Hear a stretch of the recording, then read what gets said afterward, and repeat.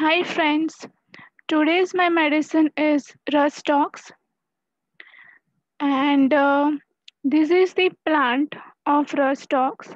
Now the meaning of Rus it means red because the plants and the leaves they are the red in color and the toxicodendron it means the toxic plant.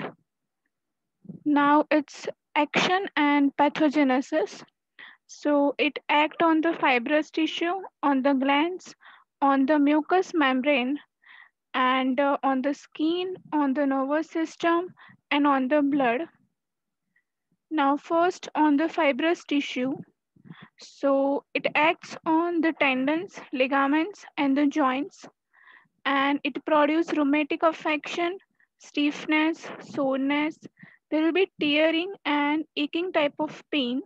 Now the pain is as if sprain or the as if muscle or the tendon was torn from its site of attachment or as if the bone is scraped with the knife.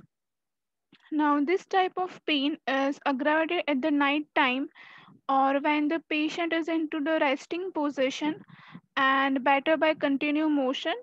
Now this rheumatism is also involved the temporomandibular joint and there will be easy dislocation of the jaws and it cracks while the chewing.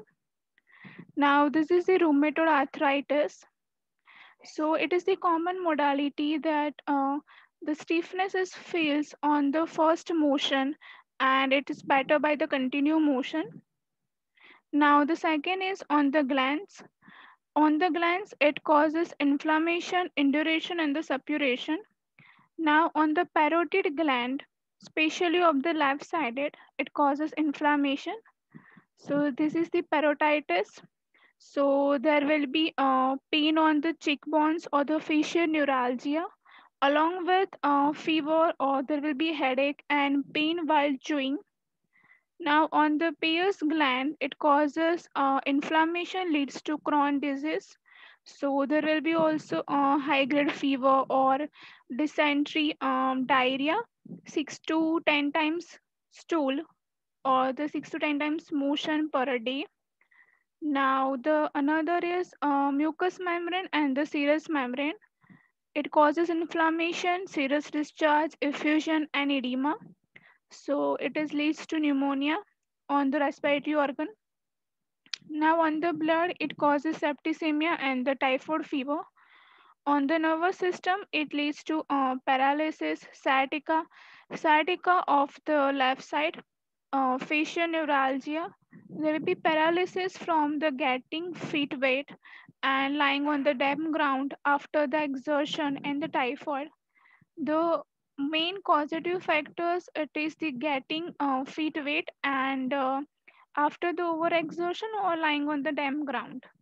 Now paralysis with numbness and paralysis of the eyelids it leads to ptosis. So this is the picture of ptosis. Now act on the skin. On the skin it act on the scalp and leads to formation of milk crust or the crusta lactea. This is seen into the babies. There will be yellow color crust formation on the scalp. It may be due to increase the activity of the sebaceous gland or maybe because of biotin deficiency. Or on the face, it leads to orbital cellulitis and erysipelas. And on the genitals, it leads to again erysipelas inflammation and the herpes. There will be itching and burning and all the symptoms or the skin symptoms they start from the left side and goes to the right side which is inimical to apis because into the apis it starts from the right side and it goes to left side. Now other is urticaria, fever blister and herpes zoster also produced on the skin by the rust tox.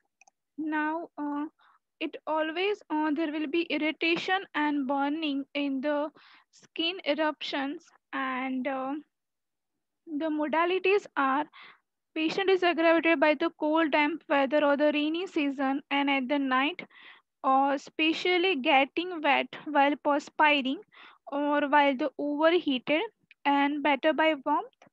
warm things, and continuous motion. It is one of the trio of restlessness, that is the arsenic, aconite, and rustox. Rustox has must change its position continuously to obtain the relief from the pain.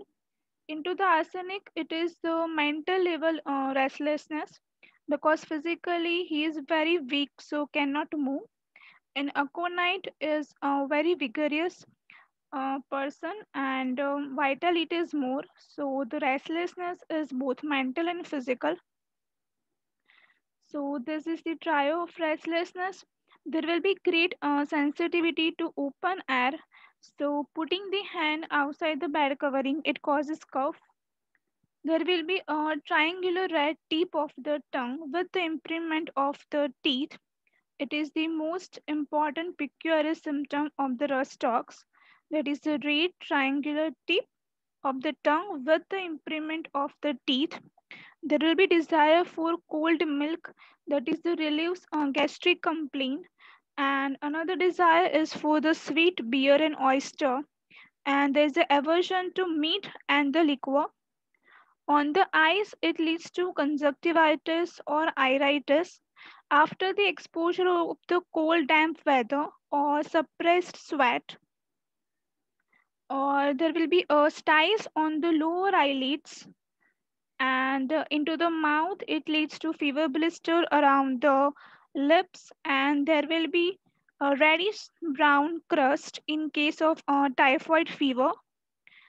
The in the throat there will be a tonsillitis, especially on the left side.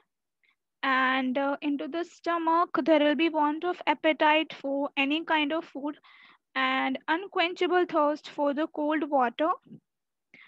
On the urine, it may cause retention of the urine also and involuntary urination at the night. In the female, from the overexertion or overlifting, there may be a prolapse of uterus, abortion, and amenorrhea from the becoming wet or getting feet wet. On the respiratory organs, it causes cough, pneumonia, and bronchitis. Same goes after the exposure to cold or the open air or putting the hand outside the bed covering. There will be soreness, roughness, and the teasing cough, and aggravation from before the storm or the midnight, and better by wrapping warmly. In the pleurisy, there will be stitching pain and operation of the chest. And into the pneumonia, there will be overexertion because of overexertion, and there will be blood from the lungs and from the mucous membrane of the air passage. The main action is on the heart. It causes hypertrophy from the overexertion. So overexertion it may leads to hypertrophy of heart, prolapse of uterus, abortion, backache also, and there will be trembling and palpitations when sitting still. On the extremities, there is produce rheumatism and paralysis, and it also cover fever, intermittent fever, or the remnant type of fever. So that's it about the Rustox.